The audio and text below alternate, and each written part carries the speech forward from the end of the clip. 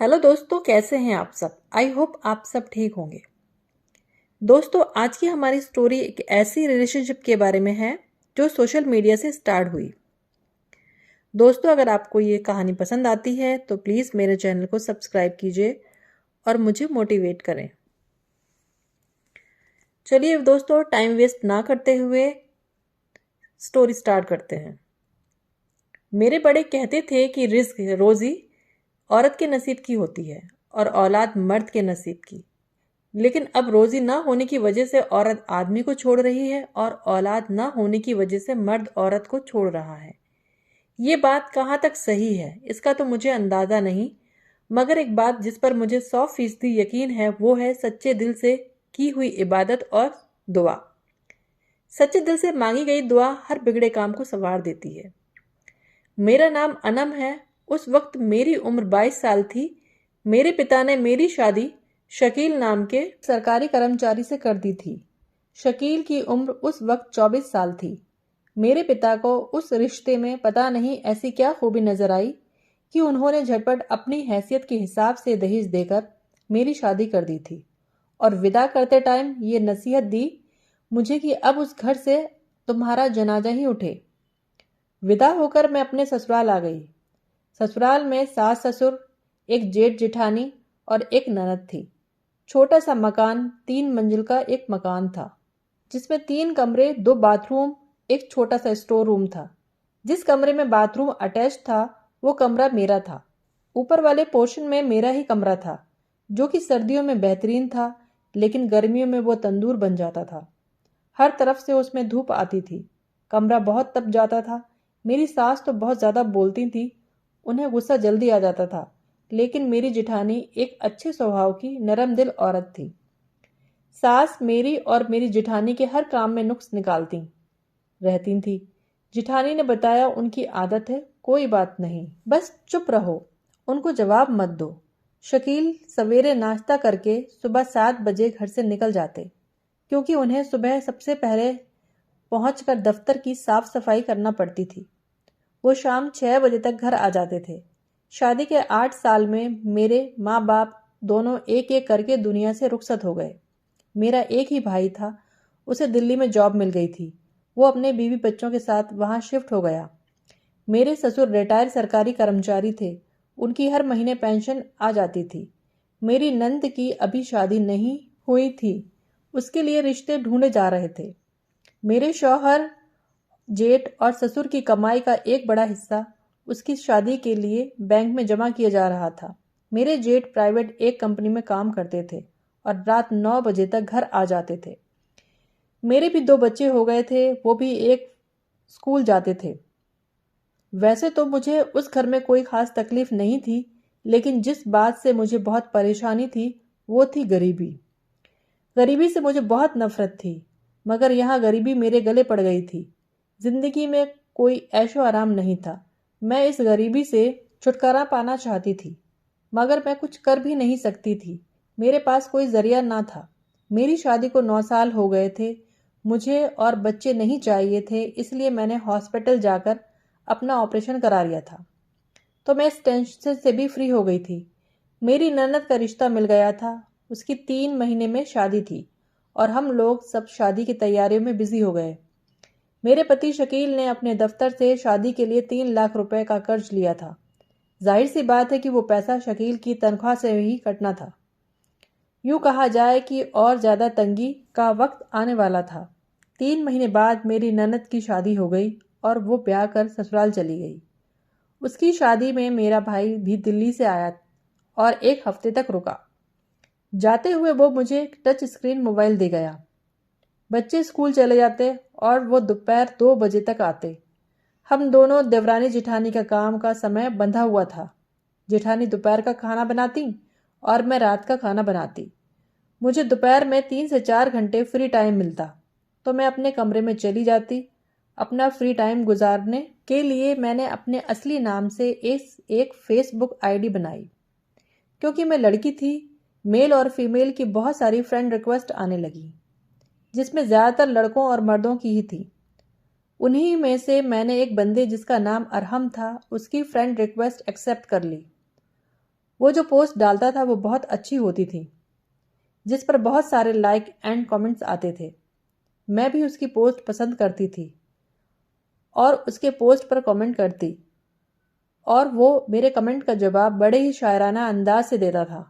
धीरे धीरे हमारी इनबॉक्स में बातें होने लगी और बढ़ते बढ़ते हम फ़ोन पर आ गए। फिर मैंने व्हाट्सएप बनाया और अपना नंबर उसे दे दिया। अब हमारी रोज़ाना घंटों बात होती। व्हाट्सएप पर हम अपनी तस्वीरें एक दूसरे को शेयर करने लगे। वो मुझे बहुत सम्मान देता और मेरी हर बात बड़े गौर से सुनता। मैंने उसे अपने सारे हालात बता दिए थे। वो हर महीने 400-500 रुपये का मोबाइल रिचार्ज कर देता था और बिना किसी वजह के गिफ्ट भेजने लगा। गिफ्ट पर किसी लड़की का नाम लिखा होता। सास और जेठानी ने पूछा कौन है ये, तो मैंने बताया मेरे स्कूल के ज़माने की अच्छी सहेली है। उसकी शादी दूसरे शहर में हो गई है। वो मेरी शादी पर नहीं आई थी, इसलिए उसने मुझे गिफ्ट भेजा है। हमारी शादी को इतना टाइम हो गया था, लेकिन मेरे शौहर ने एक अच्छा सूट भी लेकर नहीं दिया था। और इधर अरहम था जो हर वक्त मेरा बहुत ख्याल रखता था, मेरी खूबसूरती की दिल खोल कर तारीफ करता था। मुझे शकील से नफरत होने लगी थी और अरहम से प्यार होता जा रहा था। और अरहम मुझसे कहता, जान, अगर तुम शकील और ससुराल से तंग हो तो शकील से तलाक ले लो और मुझसे निकाह कर लो। मैं तुम्हारे बच्चों को सगे बाप की कमी कभी महसूस नहीं होने दूंगा।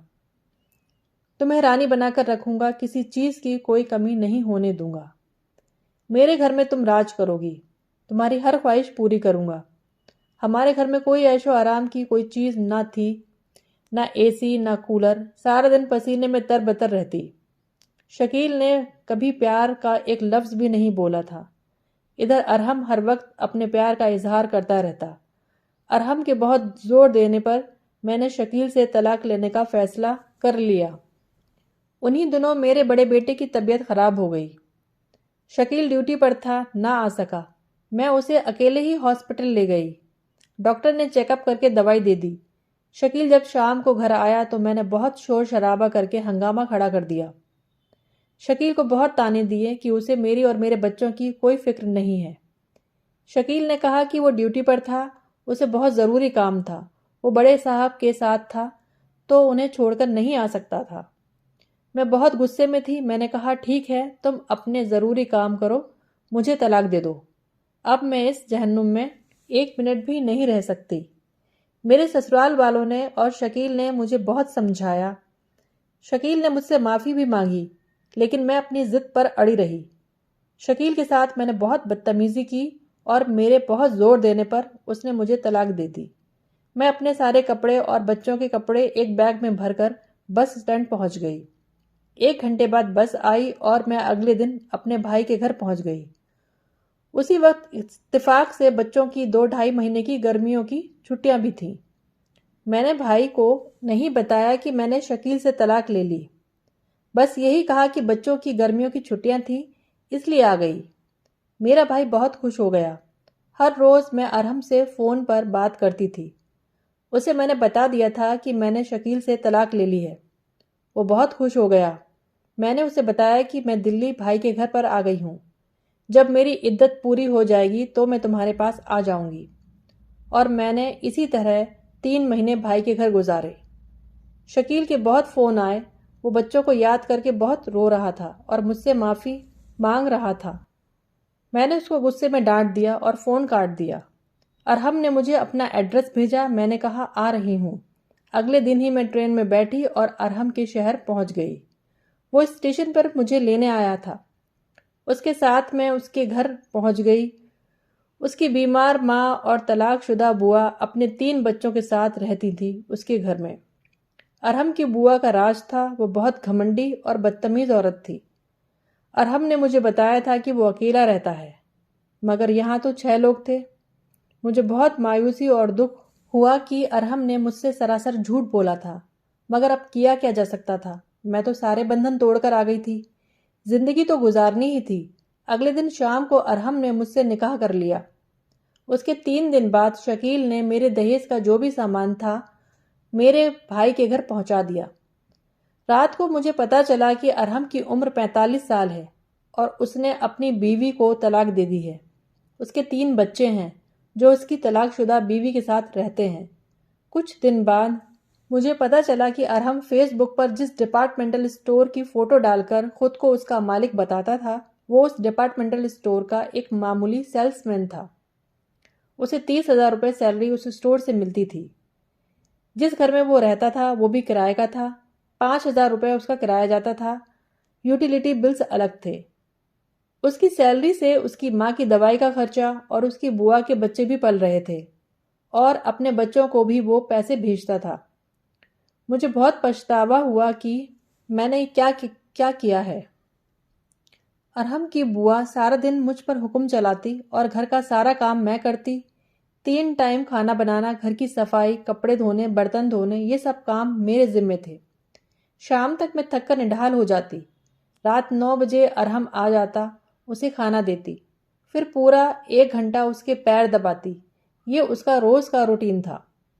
अरहम मेरे बच्चों को अपने पास सोने नहीं देता था। बच्चे बाहर आंगन में सोते थे, जबकि मैं और अरहम कमरे में सोते थे। वो मेरे बच्चों से नफरत करता था।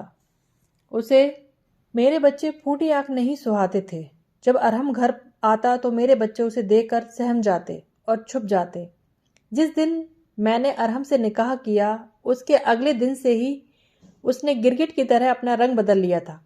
वो जो मेरी बहुत इज्जत करता था और मुझसे कहता था कि मैं तुम्हें अपनी शहजादी बनाकर रखूंगा, तुम्हारे बच्चों को सगे बाप जैसा प्यार करूंगा, अब वो मेरी इतनी ही बेइज्जती करता, गालियां देता। 3-4 बार तो उसका हाथ मुझ पर उठ चुका था।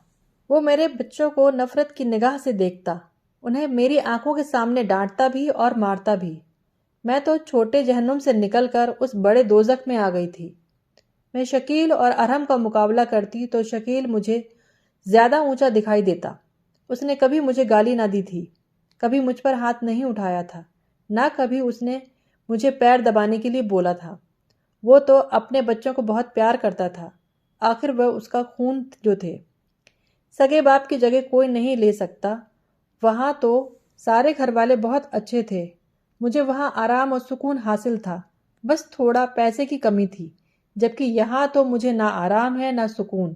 सुबह से लेकर रात तक कोल्हू के बैल की तरह काम करती और अरहम की बुआ दिन रात मुझे ताने देती।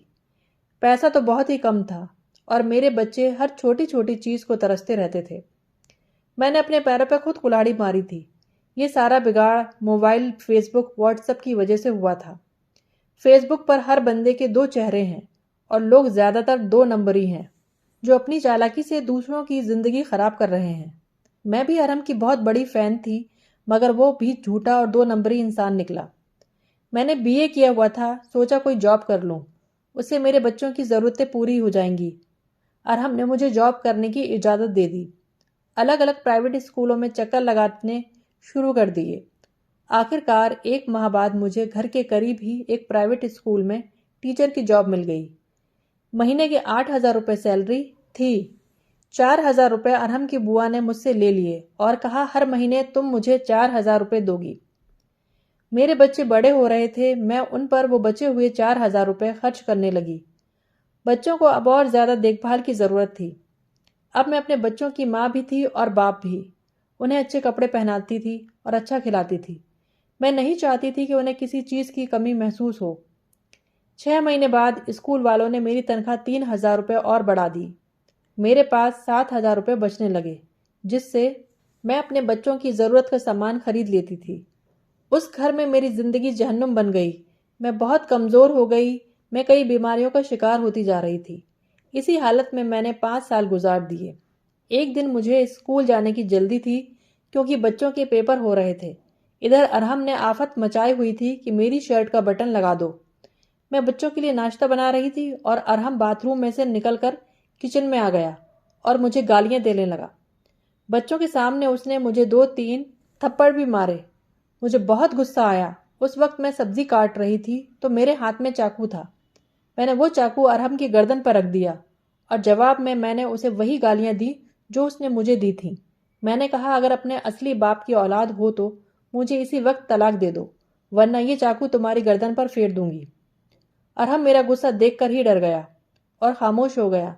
मैंने चाकू का दबाव उसकी गर्दन पर बढ़ा दिया तो उसने मुझे तलाक दे दी। मैंने उसके मुंह पर थूका और अपने दोनों बच्चों को साथ लिया और बाहर आ गई।